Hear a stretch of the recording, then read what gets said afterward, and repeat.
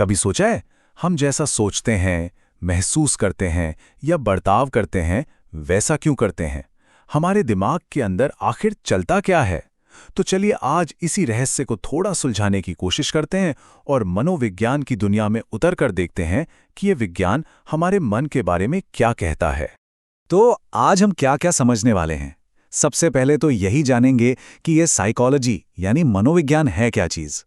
फिर देखेंगे कि हमारा दिमाग काम कैसे करता है, इसकी मुख्य शाखाएं कौन सी हैं और पढ़ाई लिखाई में ये कैसे काम आता है।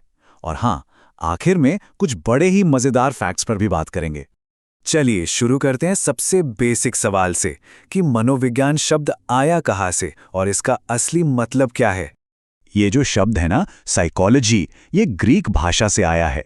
इसमें दो हिस्से हैं, साइकी जिसका मतलब होता है आत्मा या मन, और लोगोस यानी कि पढ़ाई या अध्ययन। तो अगर शाब्दिक अर्थ देखें तो इसका मतलब हुआ मन का अध्ययन। लेकिन देखिए, आज के ज़माने में मनोविज्ञान सिर्फ आत्मा की बात नहीं करता। अब ये एक प्रॉपर साइंस बन चुका है। ये इंसानों और यहाँ तक कि जानवरों के व्यवहार, मतलब वो जो भी करते हैं, और उनके दिमागी प्रोसेस जैसे सोचना, महसूस करना, इन सब का वैज्ञानिक तरीके से अध्ययन करता है। ठीक है, तो हमने ये तो समझ लिया कि मनोविज्ञान क्या है। अब जरा ये देखते हैं कि हमारा दिमाग असल में काम करता कैसे है। कौन सी वो बेसिक प्रक्रियाएं हैं जो हर पल, हर सेकंड हमारे दिमाग में चलती रहती हैं। तो साइकोलॉजी के हिसाब से ना, हमारा दिमाग दुनिया से जुड़ने के लिए 5 मेन टूल्स का इस्तेमाल करता है। ये हैं संवेदना, अवधान, प्रत्यक्षण, स्मृति और चिंतन। चलिए एक एक करके इन्हें थोड़ा आसान भाषा में समझते हैं। सबसे पहले है संवेदना, मतलब हमारी जो 5 इंद्रियां हैं, आँख, कान, नाक, जबान और त्वचा, इनके जरिए दुनिया से जानकारी इकट्ठा करना। जैसे मान लीजिए आपने चाय का एक गर्म कप छुआ, तो आपकी स्किन को जो गर्मी महसूस हुई, बस वही संवेदना है। इसके बाद आता है अवधान यानी अटेंशन। सीधा सा मतलब है अपनी सारी मेंटल एनर्जी को किसी एक चीज पर फोकस कर देना। जैसे कोई गेम खेल रहा हो और पूरी तरह से उसी में खो जाए, बाहर क्या हो रहा है कोई खबर नहीं, बस यही है अवधान। तीसरा है प्रत्यक्षण यानी परसेप्शन। ये बड़ा दिलचस्प है। इसमें हम अपने अनुभवों के आधार पर दिमाग में एक कॉन्सेप्ट बना लेते हैं। जैसे एक छोटे बच्चे ने सीखा कि गाय के 4 पैर होते हैं। अब जब वो किसी भी 4 पैर वाले जानवर को देखता है तो उससे गाय ही बोलता है। ये परसेप्शन का एक क्लासिक उदाहरण है। फिर आती है स्मृति यानी हमारी मेमोरी। इसे दिमाग की एक लाइब्रेरी समझ सकते हैं। हम अपनी सारी सीखी हुई बातें और यादें यही स्टोर करते हैं और जब भी जरूरत पड़ती है फट से निकाल लेते हैं। और आखिर में है चिंतन यानी सोचना समझना। ये एक एक्टिव प्रोसेस है जहां हम प्रॉब्लम्स को एनालाइज करते हैं, उनके हल ढूंढते हैं। और जानते हैं सबसे कमाल की बात क्या है? ये पांचों प्रोसेस संवेदना से लेकर चिंतन तक लगातार एक साथ काम करते रहते हैं ताकि हम इस दुनिया को समझ सकें। तो अब हम ये तो जान गए कि दिमाग में क्या क्या प्रोसेस चलते हैं, लेकिन सवाल यह है कि साइकोलॉजिस्ट इन सब चीजों को पढ़ते कैसे हैं? असल में इसे देखने के कई अलग अलग नजरिए हैं। देखिए, मन को समझने के मोटे तौर पर 4 बड़े तरीके हैं। पहला है व्यवहारिक, जो सिर्फ हमारे एक्शन, हमारे काम करने के तरीके पर फोकस करता है। दूसरा है संज्ञानात्मक, ये हमारे सोचने, याद रखने और सीखने के प्रोसेस को गहराई से देखता है।